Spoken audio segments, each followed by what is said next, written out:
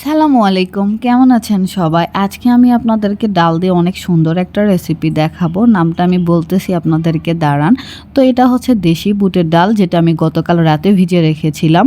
তো এটা দিয়ে দিলাম, আর এখানে একটু কাঁচা মরিচ দিয়ে দিলাম, আর একটু ধনিয়া পাতা দিয়ে দিলাম। তো সব কিছু দেওয়ার পরে এগুলো একসাথে আমি ব্লেন্ড করে নিব। আর এখানে রসুনের 4-5টা কোয়া দিয়ে দিলাম। তো সব কিছু দেওয়ার পরে একটু হালকা স্বাদ মতো লবণ দিব। দেওয়ার পরে একটু পানি দিয়ে তারপরে এটা ব্লেন্ডারে দিয়ে সুন্দর মতো করে ব্লেন্ড করে নিব। আপনাদের বলি এটার নাম কি। এটা যেহেতু ডাল দিয়ে বানাইতেছি, তো এইটার নাম ডাল দিয়ে বানাইলে আপনারা, আমি যেহেতু এটা ডাল দিয়ে বানানোর পরে তাওয়াতে এটা এরকম তাবড়ায় ভাজবো। তাবড়ায় মানে চাবড়া মারে করে ভাজে না, ওই যে চাপড়ি পিঠা যেটা থাকে আর কি, ওই টাইপের। তো এটা তো চাপড়িতে চাল থাকে, ডাল থাকে, অনেক কিছু থাকে। এইটাতে তো চাল নাই, এই জন্য আমি এটার নাম চাপড়িও দিতেছি না। তো এটা যেহেতু ডাল দিয়ে বানাইতেছি, এই জন্য ডাল দিয়ে বানাইলে এটার নাম ঢ্যাপলা দেওয়া যায়। তো শুনতে একটু কেমন জানি লাগতেছে। তো যাই হোক, আমি এই জন্য ঢ্যাপলা দিই নাই, আমি এটার নাম দিব থ্যাপলা। তো এটাকে আমি এখন থ্যাপলা নামেই ডাকবো।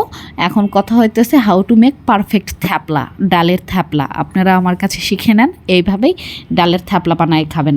তো দেখেন, আমার এদিকে কথা বলতে বলতে ব্লেন্ডার এটা ব্লেন্ড করা হয়ে গেছে। আর এটার কালার করার জন্য আমি এখানে একটু হলুদ দিয়ে দিয়েছি, কিন্তু কালার খুব একটা চেঞ্জ হয় নাই।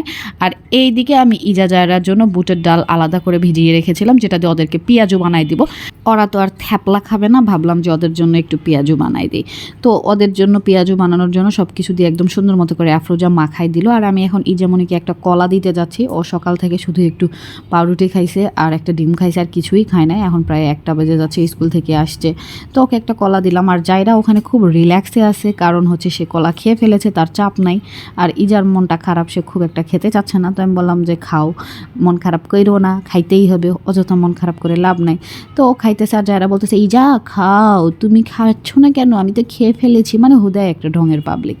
তো যাই হোক, একটু ডায়লগ শুনে আমি চলে এসেছি এদিকে পেঁয়াজি বানাইতে। তো পেঁয়াজি অল্পই ভাজতেছি, কারণ যেহেতু শুধু বাচ্চারাই খাবে। আর এইখানে এখন আমি করব যেটা, সেটা হচ্ছে একদম অতি প্রতীক্ষিত একটা জিনিস, সেটা হচ্ছে থ্যাপলা, যেটা আপনারা নিশ্চয়ই দেখার জন্য অপেক্ষা করছেন যে আমি কিভাবে এই থ্যাপলাটা বানাই। দেখেন, এভাবে ঢেলে দেবেন একটুখানি, দেওয়ার পরে যেভাবে হোক থ্যাপলাটাকে গোল করবেন। জীবনে যা কিছু হয়ে যাক, থ্যাপলা গোল না হইলে হবে না। দেখেন, আমি একবার দিয়ে নিছি, তারপরে থ্যাপলাটাকে গোল করার জন্য মনের মাধুরী মিশে আপনি সুন্দর মতো করে গোল করার চেষ্টা করবেন। কোনো রকমের কোনো কঞ্জুসি করবেন না গোল করাতে।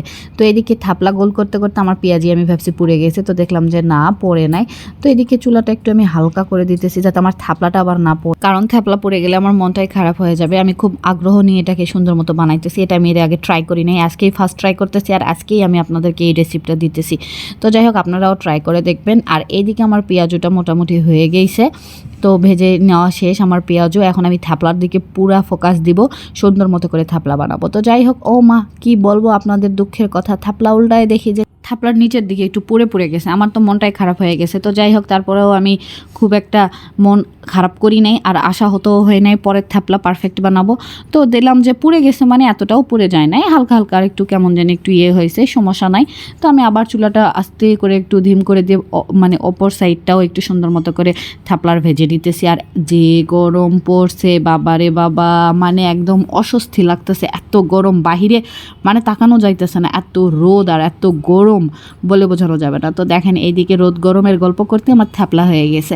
এখন এই থ্যাপলাটাকে আমি উঠাই নেব, সুন্দর মতো আমার থ্যাপলা হয়ে গেল। যারা ডায়েট করতেছেন তারা কিন্তু এটা খেতে পারেন, খুবই হেলদি, এবং আপনার পেটও ভরবে, আবার খেয়েও ভালো লাগবে, মজা লাগবে। তো এইদিকে আমি এখন পরের থ্যাপলাটা দিতেছি।